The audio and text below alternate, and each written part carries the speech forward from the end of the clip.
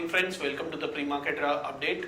Yesterday we had seen that Nifty had been trading in the positive zone in the morning session, but after the afternoon session we had seen some profit booking ahead of the all-important jobs data which is to be announced in US today.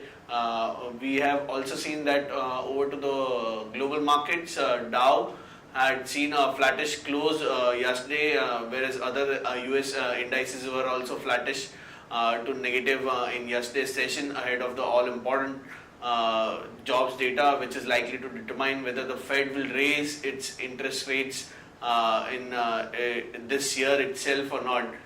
It is a speculation, so we are likely to see some sort of nervousness in the market ahead of that. Over to the European indices also, they had seen flattish to negative close in yesterday's session. Everybody is awaiting the all-important data in US, that is the non-farm payrolls. Over to the Asian markets, we had seen some sort of a fat finger trade in sterling pound, which has led to pound being down 10% at one point in time, but it has recovered and it is now down just 1.5%, which is likely to trigger some sort of sell-off. Asian markets are trading 0.2 to 0.3% negative in today's session, whereas SGX is also suggesting that we are likely to open flattish. It is down around 1 point at 8740 levels.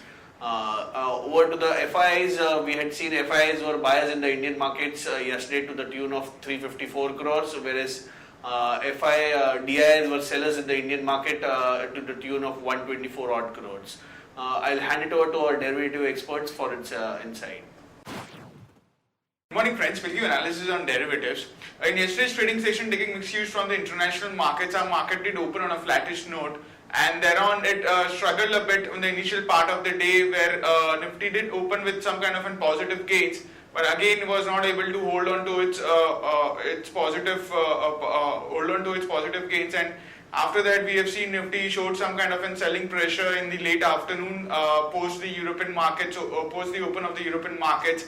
Our market did see some kind of negative pressure, and it nosed down in the negative territory, and thereon it worsened its losses, and eventually it managed to close with a decent loss of around 0.5%, settling at 8731.35. On the open interest terms, we did saw some kind of an unwinding yet again of around 0.75%. In the absolute terms, 1.77 lakh shares was traded in the open interest. However, cost of carry also decreased from 6% to 4.5%, indicating majority of the unwinding which was seen in yesterday's trade was due to the long unwinding, while put call ratio was unchanged again at 0.97 odd levels, and volatility index also was more or less unchanged, not major activity into it, and settled at 14.83 odd levels. On the option side, we did saw an addition in the call side. However, the addition was in the single digit, 8,800 to 9,000 call option. All have seen an addition of around 3 to 7 odd percentage respectively. While on the put side, we have seen some very minor reduction in 8,600 put option, but that wasn't important. The important activity was 8,700 put option, which saw a minor addition of around 1 odd percentage, and I have seen significant amount of put writing into it. So it has been a very strong support for the market. If it breaks, then we might see more downward of at least 200 points in the Nifty.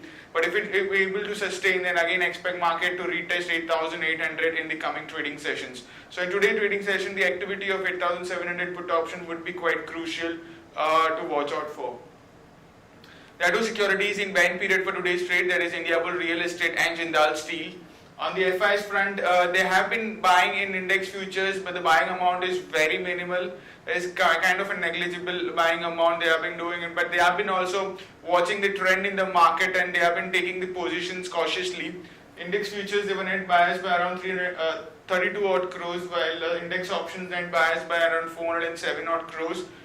Stock futures net biased by 74 crores, and stock options net sellers by 27 crores only.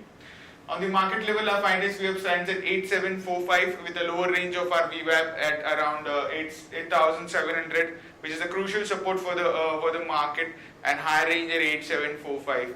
SGX Nifty is trading negative, it's just flat, it's just down by around 1 odd points. It's actually at par, and it's quoting anywhere around 8739.50, indicating some kind of an flattish opening can be expected in the morning trade. That's it from derivatives. Thank you. Now let's look at some of the important news updates for the day. First is NSE is planning to come out with its IPO, and it is planning to get listed in India as well as abroad market.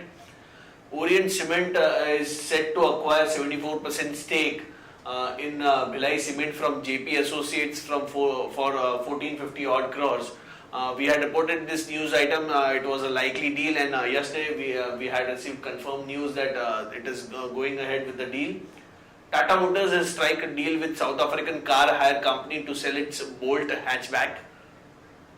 Brookfield's a Canadian firm, a Canadian fund has sealed a deal with biggest reality deal in India with Hiranandani Group for around $1 billion. Lupin and Monosol has signed a licensing pact for pediatric products. FIAM Industries has signed a technology license assistant agreement with Asian industry company Japan and Toyota's for manufacturing of canister. We have circuit changes intimation. Circuit changes has been revised from 10 to 20% for Delta Corp, JBM Auto, Kalyani Steel, Jubilant Life and Gandhimati. These stocks are likely to be in action today. SAIL to invest 255 crores to expand capacity of Bolani mines. Pfizer to sell Hospira infusion therapy business to ICU Medical. FACT to resume production of fertilizers to full capacity. We have Aurobindo Pharma promoters are likely to sell a stake in the company via block deal today. The price range is likely to be at around 810 to 830 per share. The deal is likely to be in the range of 3 to 5% discount to the current market price which is trading. Suzlon has shrugged off a rating suspension on 1.2 billion bank debt. And Spectrum auction, total Spectrum auction proceeds stands at close to 66,000 crores for the government, whereas 60% of the Spectrum has gone unsold. On the watch list front, stocks with positive bias we like NMDC, Hindustan Unilever and TV18 Broadcast. On the stocks with negative bias, we think Bob could be under pressure today. On the investment picks, that is the advisory picks, we like Hindustan Unilever with the upside potential of close to 30%. We like Skipper with the upside potential of close to 22%. We like PI Industries with the upside potential of close to 22%. We like PFS, that is PTC Financial Services, with the upside potential of close to 44%. And we also like IRB Infra with the upside potential of close to 21%. We also display this advisory picks on ET Now around 9:15 to 9:30 AM every day. That's it friends from all of us. Thanks and have a nice trading session.